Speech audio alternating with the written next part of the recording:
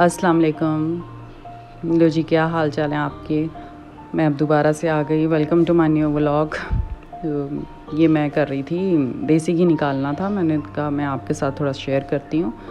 तो ये मिलाई जो होती है ना दूध के ऊपर की, मैं अक्सर ना इकट्ठी कर लेती हूँ, फिर उसको ऐसे कढ़ाई के अंदर, कढ़ाई भी वो नॉन स्टिक वाली नहीं, वो जो पुरानी कढ़ाइयाँ नहीं होती लोहे की या दूसरी, उसके अंदर डाल के इसको पकने के लिए छोड़ देंगे। बीच में दरमियान में चमचा साथ साथ मारते रहेंगे ना, तो फिर ये अपना ऑयल छोड़ देता है, जिसे हम देसी घी का नाम लेते हैं।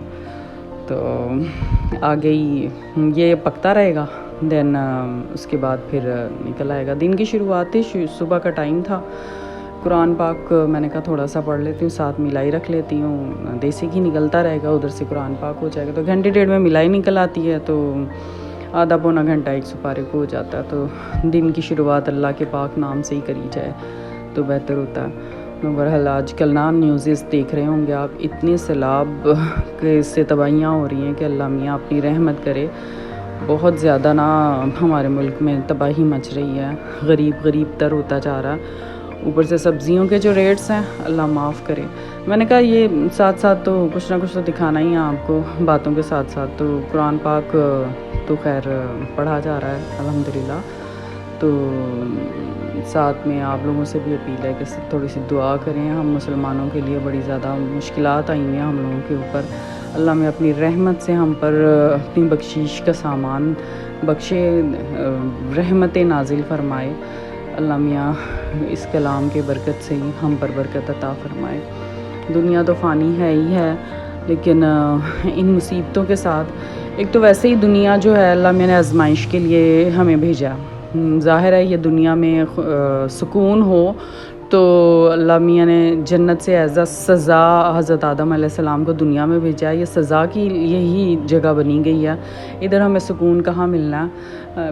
पर फिर भी जो नेक अमाल करेंगे या अल्लाह मियाँ से अपनी रहमत अल्लाह की मांगेंगे तो कुछ बख्शीश होगी, वरना हम लोग गुनहगार हैं। हम लोग नेक अमाल में भी हमारी नीयतें इतनी ख़राब हैं कि वो नेक अमाल भी सही मानों में नेक अमाल होते हैं कि नहीं होते पता नहीं। अल्लाह में अपनी रहमतें ही बख्शे।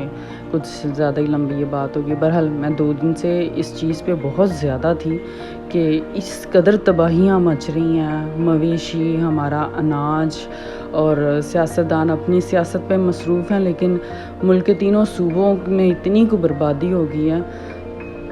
हम बस खिदमत खल्क ही रह जाती है इंसानियत के नाते। हम लोगों को चाहिए कि एक दूसरे की जितनी भी हो सके हेल्प करें, ताकि गरीबों को कम से कम रोटी तो चले ना।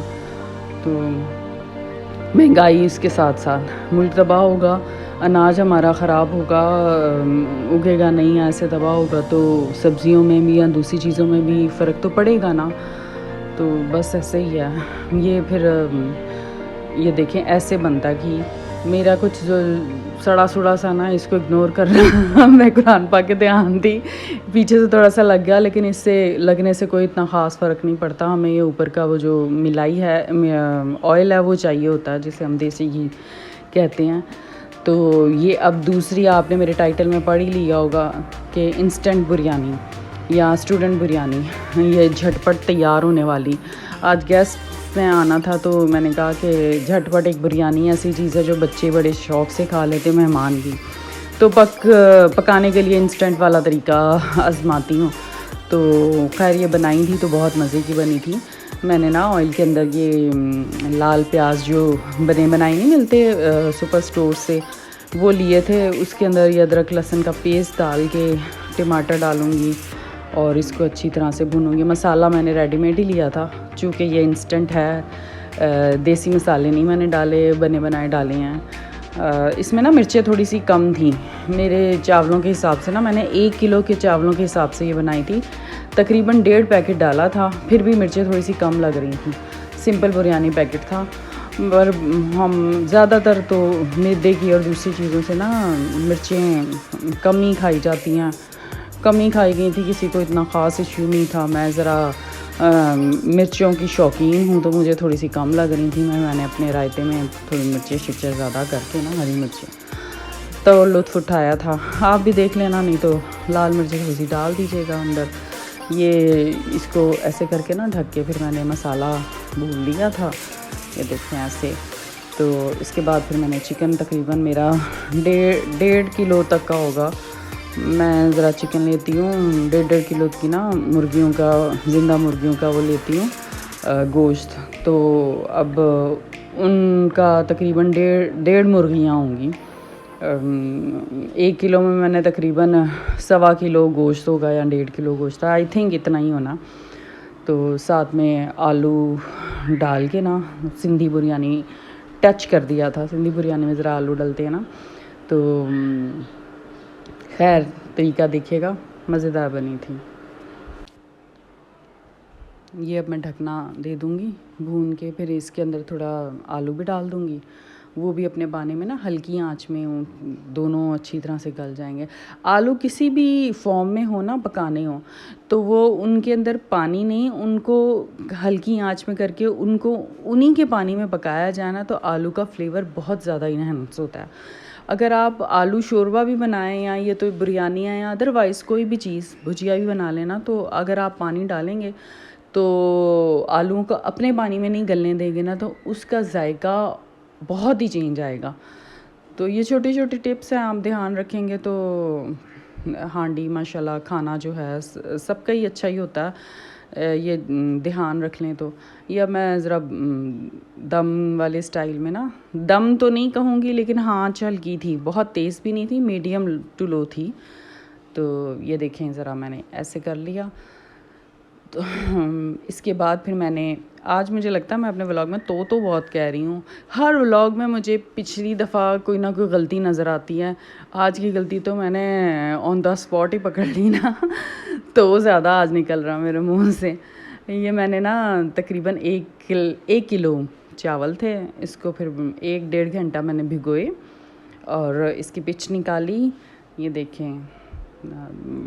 और फिर इसको मैंने उसी चावलों के ऊपर, कुछ लोग होते हैं एक लेयर लगाई, वो जो कोरमा बनाते हैं हम लोग, उसके ऊपर चावल, फिर वो कोरमा की लेयर, और फिर दोबारा ना चावल करके फिर करते हैं।